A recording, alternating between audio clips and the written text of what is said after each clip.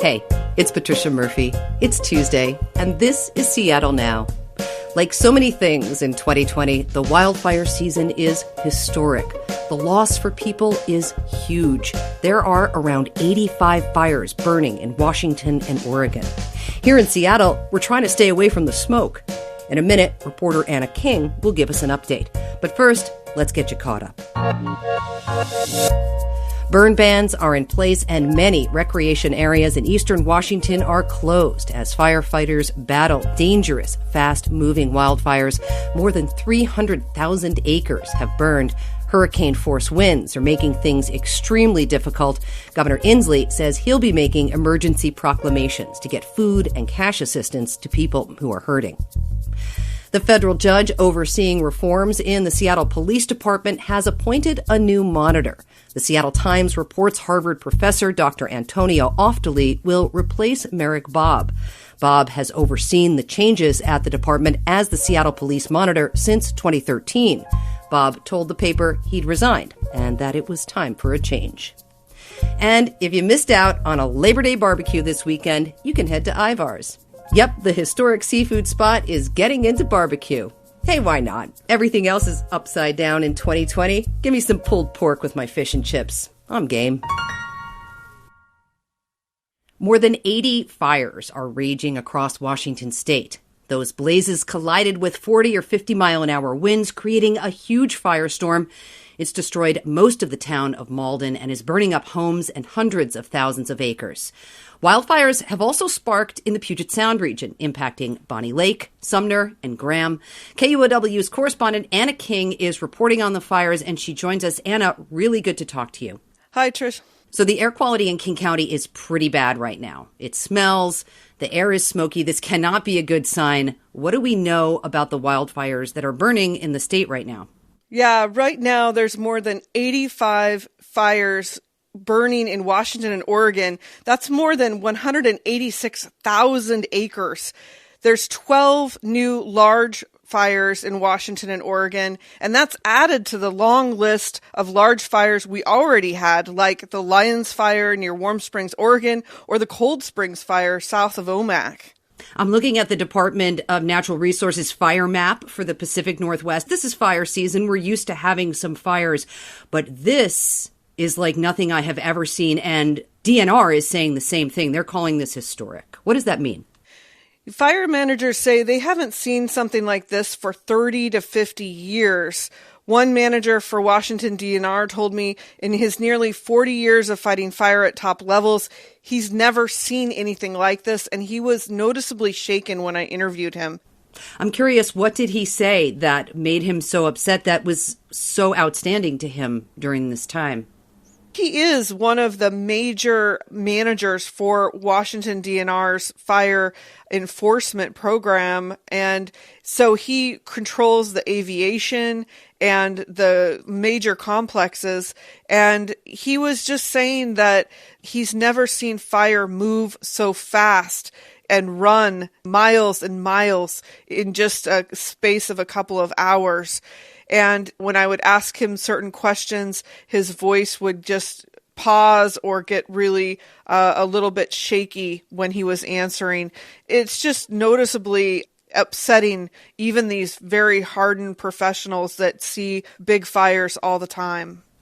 We're hearing about the town of Malden, and it's been devastated. That's about an hour south of Spokane. Anna, can you please describe the situation for me there? Malden is a tiny town of around 250 people. It's surrounded by pine trees in the middle of the Palouse, or it was, I should say. 3 fires converged around the town. The fire was at the edge of the town about 1:30 on Monday, on Labor Day, and then an hour later, most of the town was just burned down. 80% of the buildings were gone. And it's just been so fast that people just had to run for their lives, get out of the way.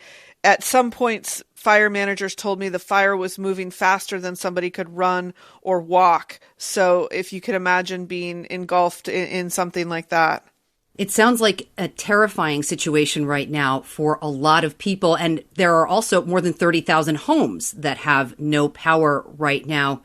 This is a very scary situation. Are you hearing any indications from the fire service about how long it could take to get these fires under control?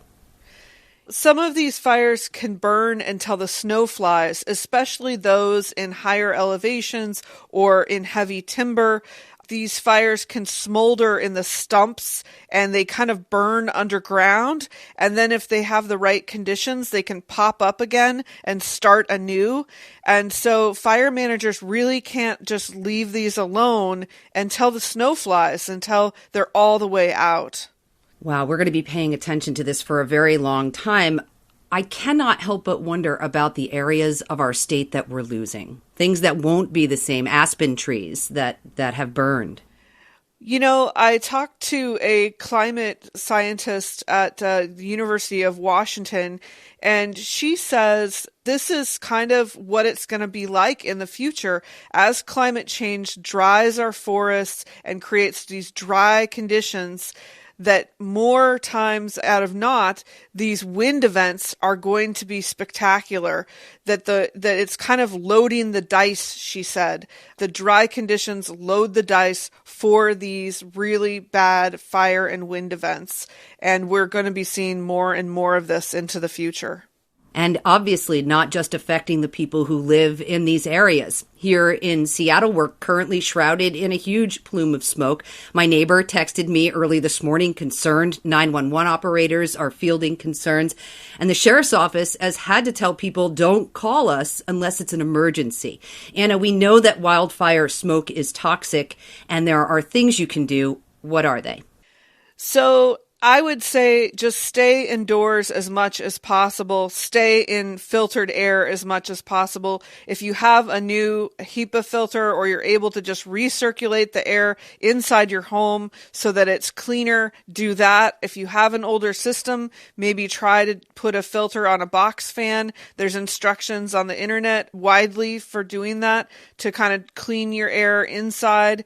And then just not exercising in the middle of a smoky afternoon is probably a good idea. You don't want to inhale those small particulates down deep inside your lungs.